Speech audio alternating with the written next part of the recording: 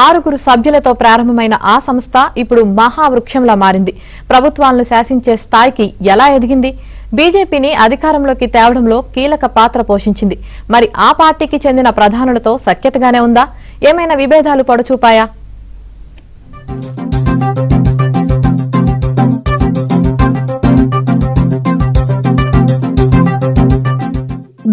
బిందువు కలిసి సింధు అయినట్టు 1925 విజయదశమి రోజు వ్యవస్థాపకుడు డాక్టర్ హెగ్డేవార్ తో కలిపి 6 సభ్యులతో ప్రారంభమైన రాష్ట్రీయ స్వయం సేవక్ సంఘ్ నేడు శాఖోపశాఖలుగా విస్తరించింది.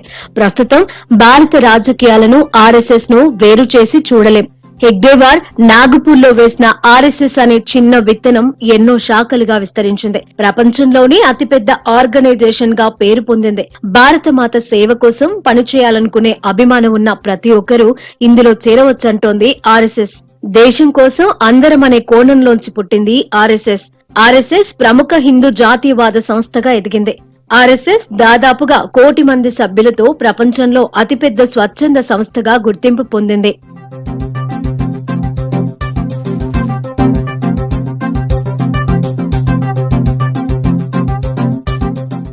దేశంలోనే కొన్ని రాజకీయ పార్టీలు ఆర్ఎస్ఎస్ ను మత సంస్థగా విమర్శించినా వాటన్నింటినీ పక్కన పెట్టి ప్రపంచంలోనే అతిపెద్ద మానవ సంస్థగా కోట్లాది మంది మన్ననలను పొందిన సంస్థగా గుర్తింపు పొందింది. ఆర్ఎస్ఎస్ ముఖ్య ఉద్దేశం భారతీయ సంస్కృతిని, పౌర సమాజం విలువలను సమర్థించే ఆదర్శాలను ప్రోత్సహిస్తోంది. రెండో ప్రపంచ యుద్ధ సమయంలో యూరోపియన్ మితవాద సమూహాల నుండి ప్రేరణ పొంది క్రమంగా ఆర్ఎస్ఎస్ ఒక ప్రముఖ హిందూ జాతీయవాద సంస్థగా ఎదిగింది. 1948లో గాంధీజీ హత్యకు ఆర్ఎస్ఎస్ సంబంధం ఉందనే ఆరోపణలతో అప్పటి ప్రభుత్వం ఈ సంస్థపై కొన్ని రోజులు నిషేధం విధించింది. ఆ తర్వాత ఎలాంటి ఆధారాలు లేని కారణంగా నిషేధాన్ని ఎత్తేసింది. ఇక 1975-77 ఇందిరాగాంధీ ఎమర్జెన్సీ విధించిన సమయంతో పాటు 1992లో వివాదాస్పద బాబ్రీ కట్టడం కూల్చివేత సందర్భంగా మొత్తంగా 3 సార్లు ఆర్ఎస్ఎస్ పై నిషేధాజ్ఞలు అమలయ్యాయి.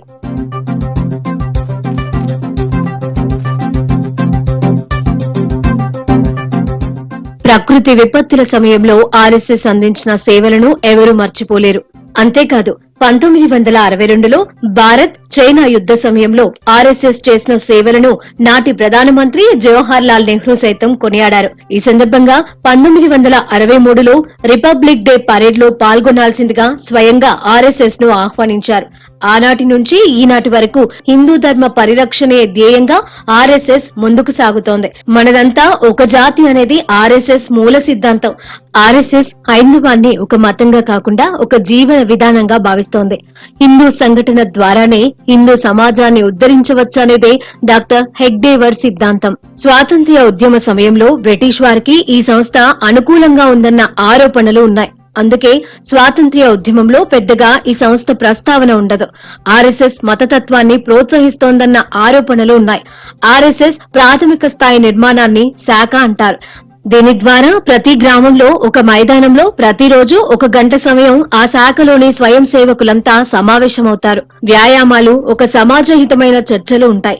1940లో హెగ్డేవార్ మరణించాక ఎంఎస్ గోల్వాకర్ 1973 వరకు ఆర్ఎస్ఎస్ చీఫ్ గా పనిచేశారు. ఆ తర్వాత దత్తాత్రేయ, రాజేంద్ర సింగ్, కెఎస్ సుదర్శన్ ఆర్ఎస్ఎస్ కు నాయకత్వం వహించారు. 2009 నుంచి మోహన్ భగవత్ ఆర్ఎస్ఎస్ చీఫ్ గా ఉన్నారు.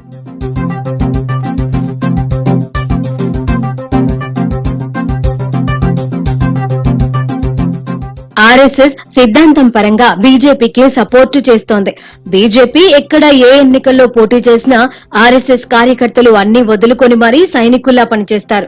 అయితే ఇటీవలి కాలంలో బీజేపీకి ఆర్ఎస్ఎస్ కు మధ్య సంబంధాలు కాస్త దెబ్బతిన్నాయి. ప్రధాని నరేంద్ర మోదీ ఆర్ఎస్ఎస్ నుంచే వచ్చినా బీజేపీ ఆర్ఎస్ఎస్ కన్నా పెద్ద నాయకునిగా ఎదిగారు. ఆర్గనైజేషన్ నే ధిక్కరించే స్థితికి చేరుకున్నారు. అందుకే లోక్సభ ఎన్నికల్లో మంచి ఫలితాలు రాకపోయేసరికి బీజేపీని ఆర్ఎస్ఎస్ ఇటీవలే అహంకారిగా అభివర్ణించింది. గౌరవంగా పనిచేసేవాడు, గర్వం లేనివాడు, అహంకారం లేనివాడు మాత్రమే నిజమైన సేవకుడిగా పిలవడానికి అర్హుడంటూ మోహన్ భాగవత్ పరోక్షంగా విమర్శలు గుప్పించారు. ప్రధాని మోదీ తనను తాను ఎప్పుడూ ప్రధాన సేవక్గా చెప్పుకుంటారు. అంటే ప్రధానినే అహంకారిగా మోహన్ భాగవత్ అభివర్ణించారని ఆర్ఎస్ఎస్ ఇన్సైడర్ టాక్. ప్రజల ఆంక్షలను ఏ పార్టీ నెరవేర్చలేకపోతోందంటూ ఆర్ఎస్ఎస్ మౌత్ పీస్ ఆర్గనైజర్లో కథనాలు ప్రచురితమయ్యాయి. గతంలోనూ ఆర్ఎస్ఎస్ బీజేపీల మధ్య విభేదాలు బయటపడ్డాయి. ప్రధానిగా ఉన్న కాలంలో అటల్ బిహారీ వాజ్పేయి పై అప్పటి ఆర్ఎస్ఎస్ చీఫ్ కె సుదర్శన్ అసంతృప్తి వ్యక్తం చేశారు. ప్రధానిగా ఉన్న సమయంలో వాజ్పేయి 1-2 తప్ప పెద్దగా మంచి పనులు చేయలేదని విమర్శించారు. అందరితో కలుపుకొని పోవాల్సిన వ్యక్తి ఒంటెద్దు పోకడలు పోయారని విరుచుకుపడ్డారు. బీజేపీ అధికారంలో ఉన్నప్పుడు ఆర్ఎస్ఎస్ కొంత అసంతృప్తి వ్యక్తం చేసినా ఆర్ఎస్ఎస్ పొలిటికల్ వింగ్ బీజేపీయే. అందుకే బీజేపీకి సపోర్ట్ చేయకుండా ఆర్ఎస్ఎస్ ఉండలేదు.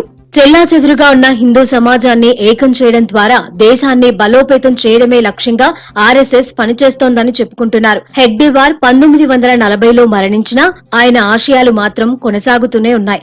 ఆర్ఎస్ఎస్ కు అనుబంధంగా విశ్వ హిందూ పరిషత్, బజరంగ్ దళ్, సమాచార భారతి, విద్యా భారతి, సేవా భారతి, భారతీయ మజ్దూర్ సంఘ్ లాంటి అనేక సంస్థలు ఉన్నాయి. వీటన్నింటినీ కలిపి సంఘ్ పరివార్ అంటారు.